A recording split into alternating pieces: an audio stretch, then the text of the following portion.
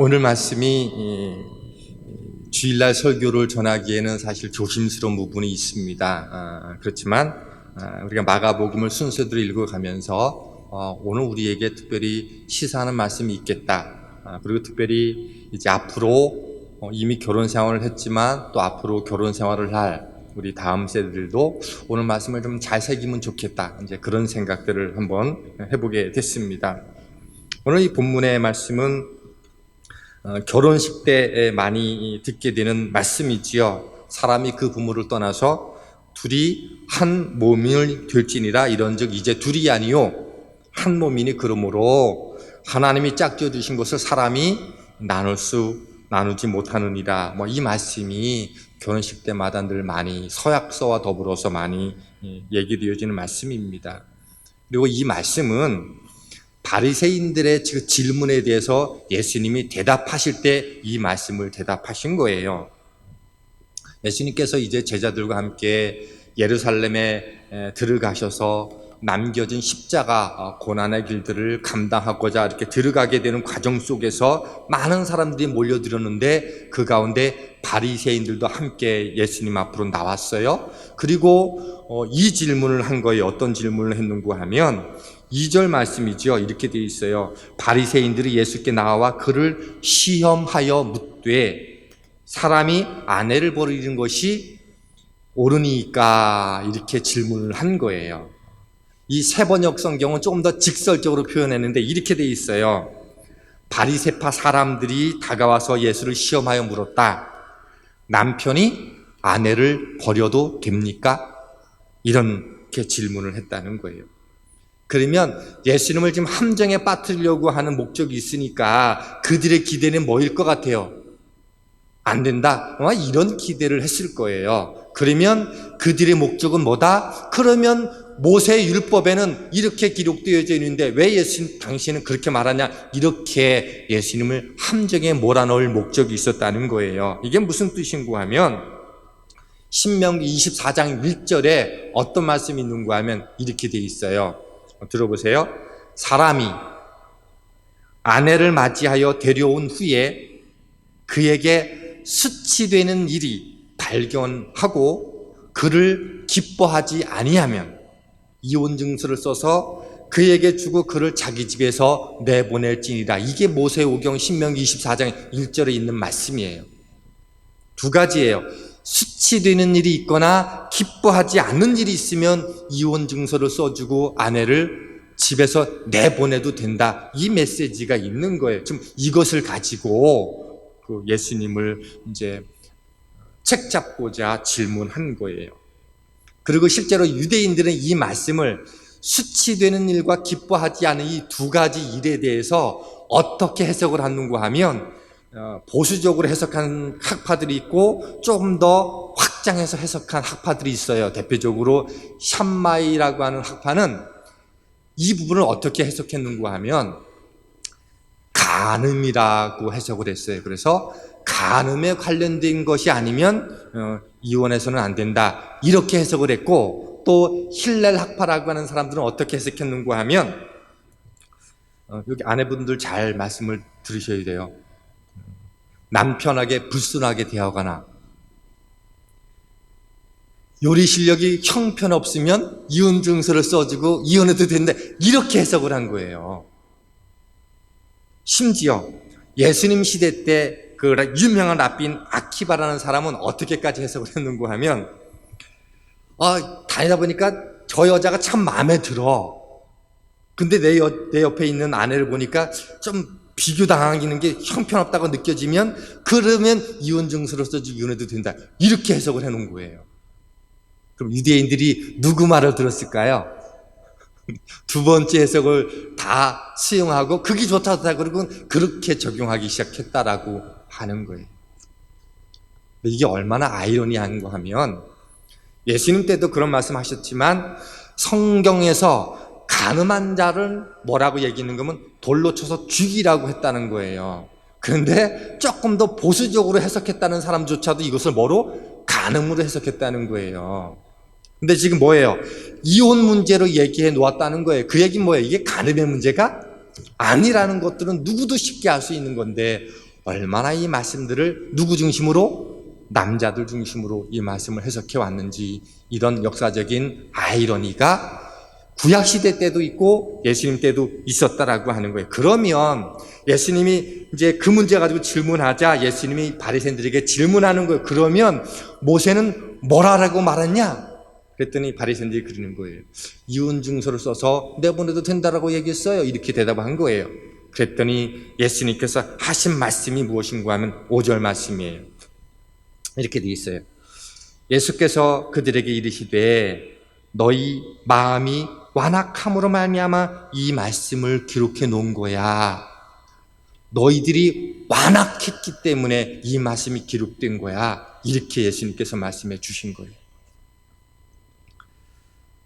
원래 하나님의 의도는 창조 때부터 에덴 동산부터 두 사람이 만나서 한 가정을 이루도록 한 것이 하나님의 창조 질서인데, 남자들 마음속에 완악함으로, 그래서 이 두 가지 기뻐하지 않는 것들과 수치스러운 일들은 무엇이 성경적인 뜻이, 주석의 뜻으로 해석해 놓았는가 하면, 하나님의 말씀과 하나님의 율법을 너무 과하게 이렇게 경외하지 않고 소홀히 하는 사람, 그것을 수치스럽고 기뻐하지 않는 일로, 그리고 여성의 입장에서 옷차례들과 옷의 모습이라든가 삶의 모습이 좀 너무 경박하다라고, 너무 지나칠 만큼 경박하다라고 했을 때 도저히 그것이 고쳐지지 않아서 안 되겠다고 싶을 때 그때 이혼 증서를 써서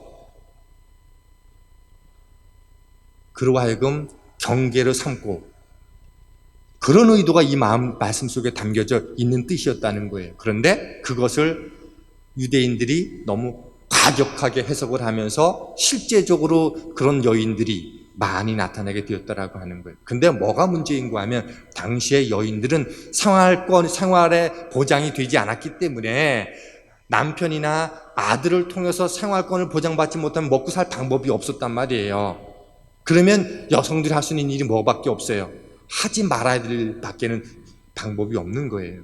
그런 일들이 너무나 많이 생기게 되자 이혼 증서를 써주면 다시금 살아갈 수 있는 길을 열어줘서 본인이 원하면, 또 누군가가 그 여인을 원하면 재혼할 수도 있게끔 그 길을 열어주기 위해서 이 말씀이 기록되어진 거거든요. 그러나 본 뜻은 뭐다? 이혼하는 것은 하나님의 창조 질서가 아니다라고 하는 것들을 강조하기 위해서 그 모세의 신명기 24장에 쓰여진 말씀이거든요. 그런데 그것을 어떻게? 나름대로 율법학자라고 하나님의 말씀을 연구하는 사람들이라고 했던 사람들이 그렇게 해서 할 수 있는 것들로 이렇게 만들어 놓는 것들이 뭐다? 그 속이 사실은 완악함 때문이다. 이렇게 주시는 말씀이 오늘 예수님이 풀어주시는 말씀인 거예요. 이 바리새인들은 이혼의 문제를 가지고 질문했는데, 그럼 예수님의 대답이 뭔지 아세요?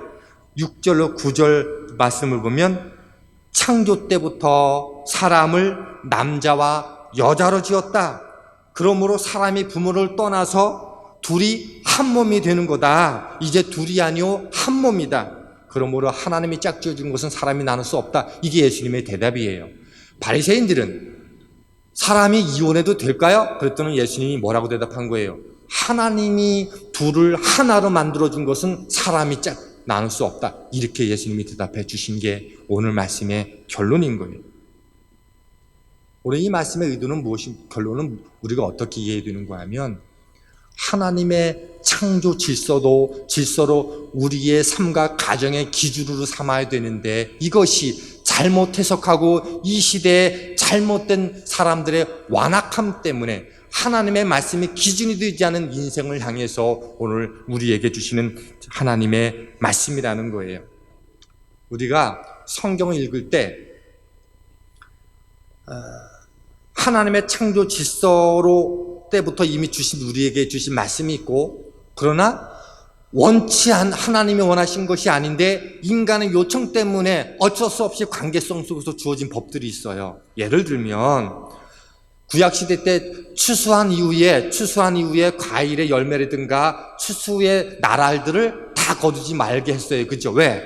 약한 자와 어려운 자를 함께 먹고 살 수 있는 방도를 마련해 주기 위해서. 근데 지금은 그런 일이 없잖아요. 그럼 이 말씀을 어떻게 해석해야 되는 거예요? 사회적으로 힘들고 어려운 약자들을 보호해주라는 말씀으로 적용해야 된다는 거지요. 예를 들면 또 하나 이런 게 있지 않습니까? 하나님은 이스라엘 백성에게 오직 누구만이 왕이다? 하나님만이 왕이다. 이렇게 원했는데 백성들이 뭘 원했어요? 우리도 사람 왕을 달라. 이건 하나님의 뜻이 아니에요. 하나님의 뜻은 하나님이 그 나라의 왕이 되어서 또 얼마든지 살아갈 수 있도록 만드신 게 그게 하나님의 뜻인데 각 나라마다 왕이고 대통령이 준 게 원래 하나님의 창조 질서가 아니라고 하는 거예요. 그러나 너희들이 원하니까 그 속에서 좀 지혜롭게 되기를 원한다. 이런 뜻이라고 하는 거예요.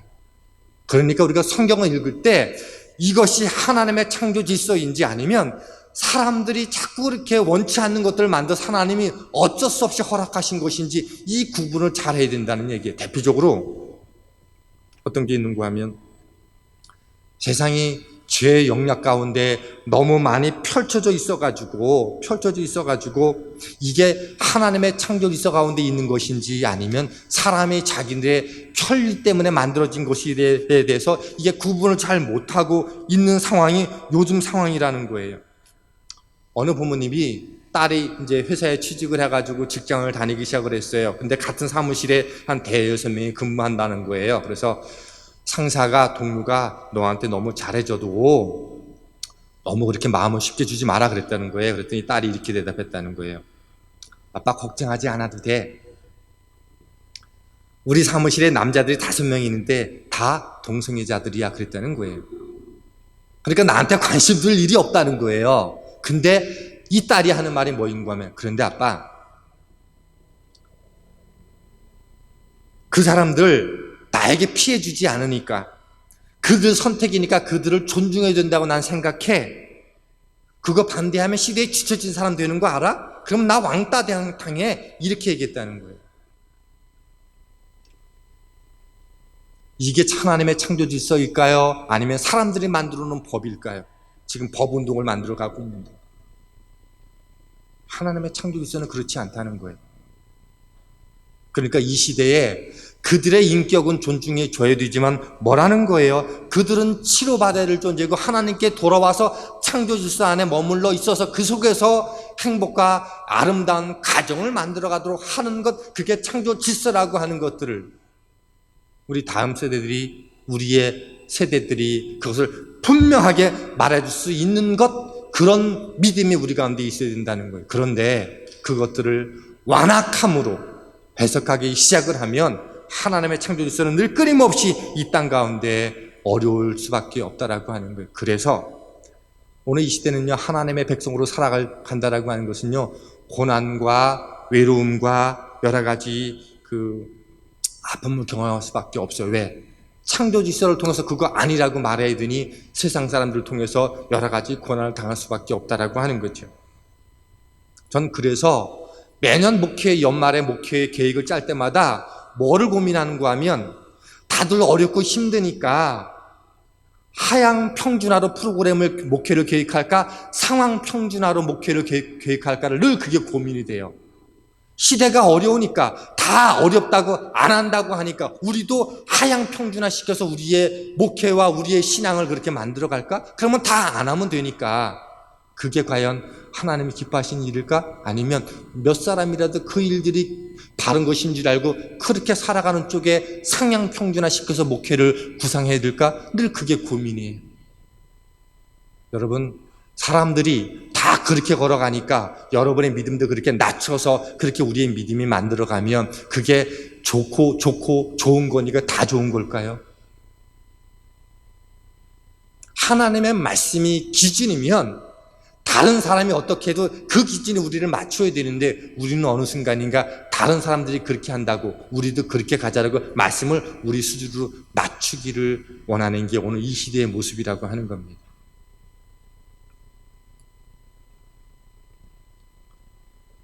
변하는 것은요, 세상의 가치이고 변하지 않는 것은 하나님의 말씀이에요. 근데 우리는 변하지 않는 기준을 갖고 있음에도 불구하고 쉽게 변할 수 있는 가치에 우리를 자꾸 맞추려고 하는 게 이 시대의 문제라고 하는 겁니다.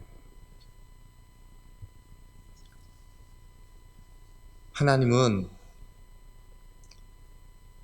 어쩔 수 없는 상황 속에서 여성이 힘이 없고 소외받고 그 숫자에도 세움을 받는데 소외되어진 그 시대에 여성들이 잘못된 실수와 믿음의 관념으로 인해서 남편들로 인해서 이렇게 쫓김당했던 그 여인들조차도 다시 기회를 주고 사람답게 살아갈 수 있는 기회를 주시고자 이혼이라는 증서, 그래서 이혼이라는 증서를 써주고 내보낼 때는 반드시 왜 이 사람을 내가 내보내야 되는지 거기에 합당한 근거가 있지 않으면 안 되는 건데 그런 것은 다 없애버리고 증서만 써주면 그냥 갈라서도 된다라고 생각하는 그런 문화가 오늘 이 시대의 문화까지 넘어왔다라고 하는 거예요.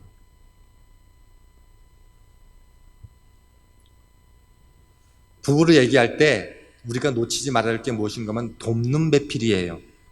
돕는 배필은 뭐냐면 우리 보통 그 여자를 아내를 돕는 배필로 이해를 하잖아요. 그런데 돕는 배필의 그 히브리어의 성은 뭐인가 하면 남성 명사형이에요. 그러니까 사실은 뭐예요? 남자가 더 많이 도와야 된다는 의미를 그 속에 함께 담고 있어요. 그런데 돕는다는 것은 내가 못났기 때문에 도움받는 게 아니에요. 이 돕는 배필 할 때 이 돕는다라고 하는 게 히브리어로 에제르라고 하는 단어인데 이게 어디에 쓰여지는 줄 아세요? 강한 자가 약한 자를 도울 때, 상처난 영혼을 치유하실 때, 넘어진 자를 일으켜 세우실 때, 힘없는 자에게 용기를 더하여 주실 때, 인간을 돕는 전능한 손길을 이야기할 때 이 에제르라는 동사를 썼는데 이게 누구한테 쓰여지냐면 하나님께 쓰여진 동사라는 거예요.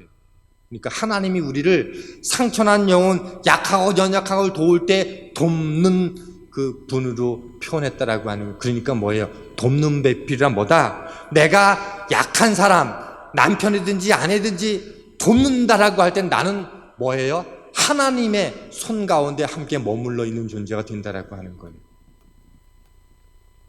그러니까 내가 누군가를 도울 수 있다면 내 손은 이미 천사의 손이고요. 나는 이미 전능하신 하나님의 손을 대신하고 있는 거예요.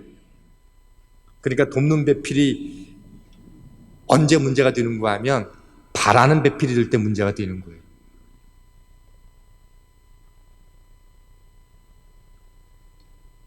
돕는 배필이 바라는 배필이 되면 짝꿍들은 시시한 것 가지고 잘 싸우게 되는 거죠. 바라니까 싸우는 거예요.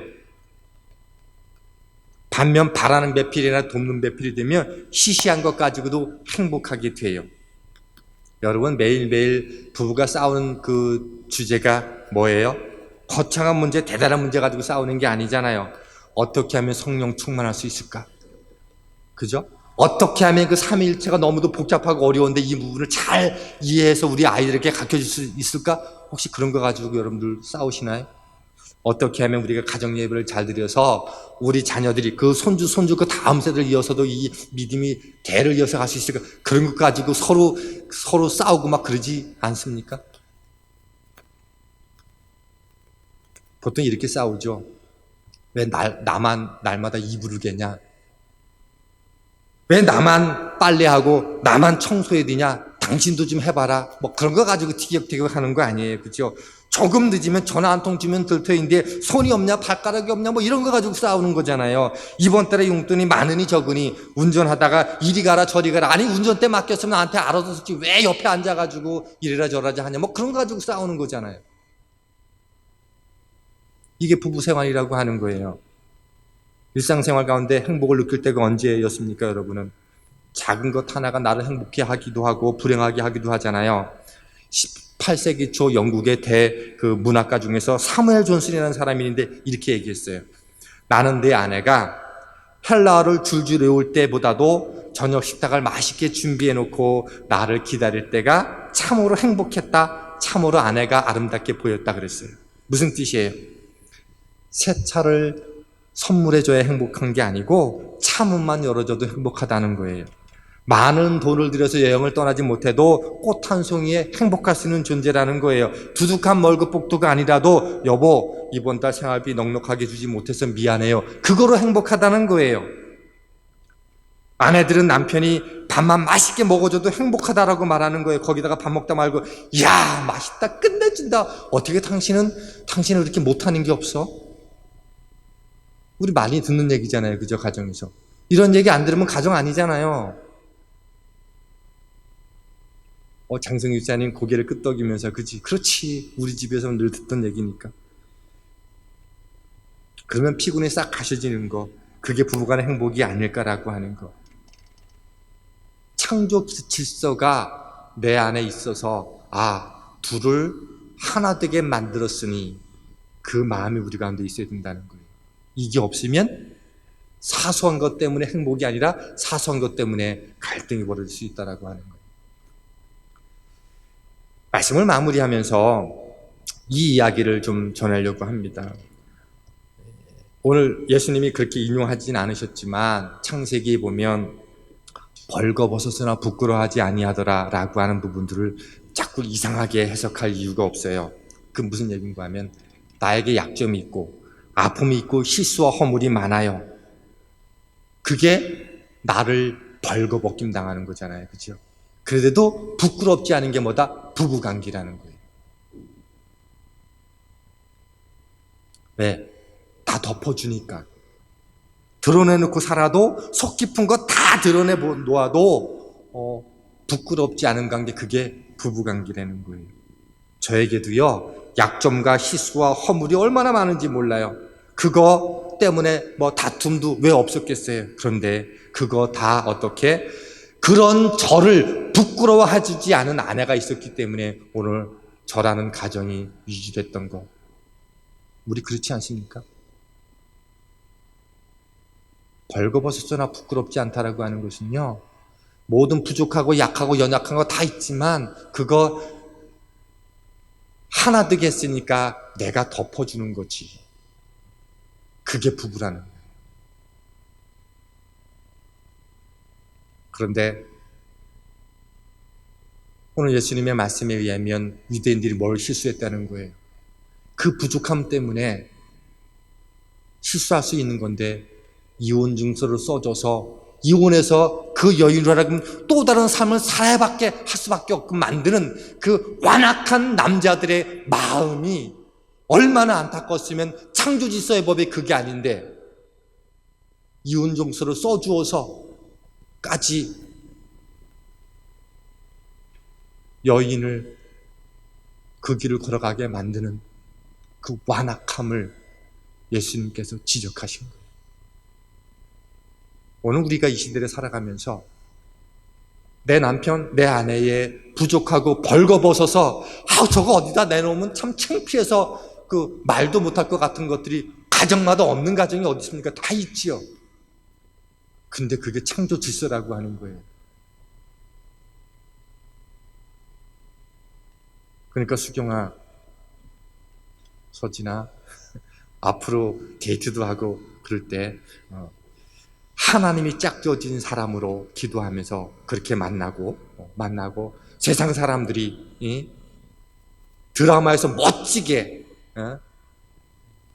헤어지고 멋지게 동거하고 멋지게 그래 살다가 마음에 들면 결혼하고 아니면 말고 이런 식으로 살아가는 게 창조질서의 마음이 아니라는 것들을 가정에서 자녀들이 반드시 마음에 새겨서 오늘도 하나님의 창조질서 속에서 그거 아닌 것은 아니라고 말할 수 있는 가정과 자녀들의 인생들을 만들어줘야지만 하나님의 나라가 아름답고 견고하게 세워져 간다는 사실들을 꼭 기억하시고 오늘 여러분이 안에서 나는 창조질서 안에서 벌거벗었지만 부끄러워해주지 않은 남편 때문에 벌거벗었지만 나를 부끄러워해주지 않은 그 아내 때문에 오늘도 내가 가정을 이루어갈 수 있었지. 그게 돕는 배필이구나. 그리고 하나님도 그래서 돕는다라고 할 때 통일하게 부부에게 적용되었던 돕는다는 그 에제르라는 단어를 하나님이 우리를 도우실 때 똑같은 단어를 사용하셨다는 사실들을 기억하시고 오늘도 돕는 배필로서 부끄러워하지 않는 가정의 주인공이 될 수 있기를 주님의 이름으로 부탁을 드립니다. 하나님 감사합니다.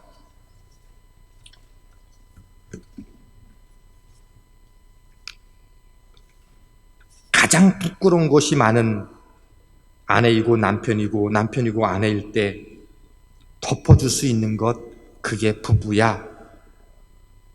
오늘 성경이 예수님을 통해서 우리에게 말씀해 주십니다. 우리 안에 완악함이 있지 않는 삶 되게 하여 주시고, 다음 세대들이 창조 질서를 따라갈 수 있는 믿음의 역사를 가득할 수 있도록 주님 붙들어 주시옵소서. 예수님 이름으로 기도하였습니다. 아멘.